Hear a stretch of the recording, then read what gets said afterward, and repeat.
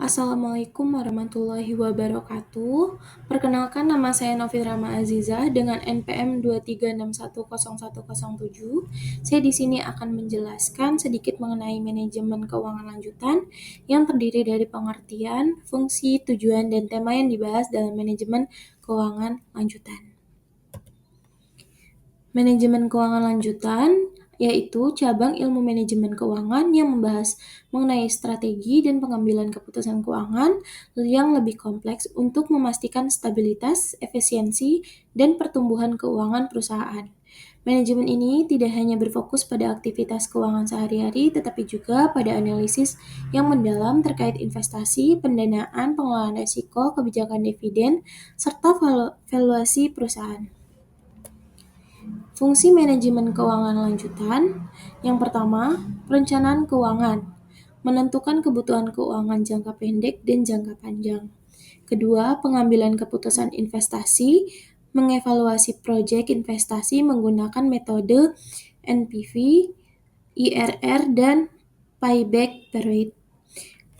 Ketiga, keputusan pendanaan, menentukan struktur modal optimal antara uang dan ekuitas. Keempat, menjamin risiko keuangan, mengidentifikasi dan mengelola risiko yang berhubungan dengan investasi, likuiditas, dan volatilitas pasar. Yang kelima, manajemen modal kerja, mengelola aset lancar dengan kewajiban jangka pendek untuk memastikan likuiditas tetap terjaga. Yang keenam, kebijakan dividen, menentukan apakah laba akan dibagikan kepada pemegang saham atau ditahan untuk ekspansi bisnis. Yang ketujuh, analisis dan valuasi perusahaan, yaitu menghitung nilai intrinsik perusahaan untuk tujuan manajer akuisisi atau penawaran saham perdana. Tujuan manajemen keuangan lanjutan, yang pertama memaksimalkan kekayaan pemegang saham, yaitu meningkatkan nilai perusahaan dan kekayaan pemegang saham. Yang kedua, pengoptimalan struktur modal, yaitu merencanakan dan mengelola struktur modal yang seimbang antara uang dan ekuitas untuk meminimalkan biaya modal untuk memaksimalkan keuntungan. Yang ketiga, menjaga arus kas, yaitu memastikan arus kas perusahaan tetap sehat dan memantau dan mengelola pemasukan dan pengeluaran. Arus kas yang baik sangat penting untuk memenuhi kewajiban finansial dan mendukung operasional.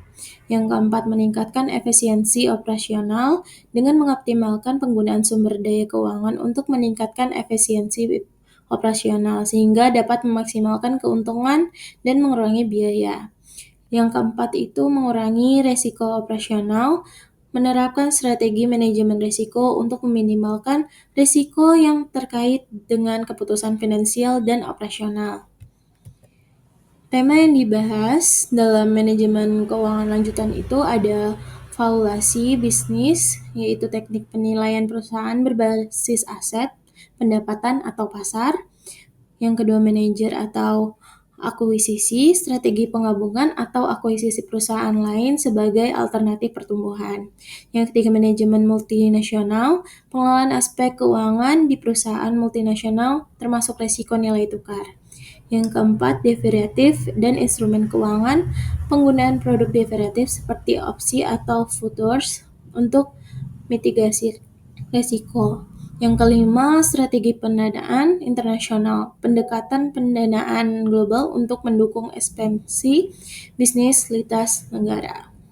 Yang keenam, kebijakan dividen, penetapan bagian laba bersih akan dibagikan kepada pemegang saham sebagai dividen.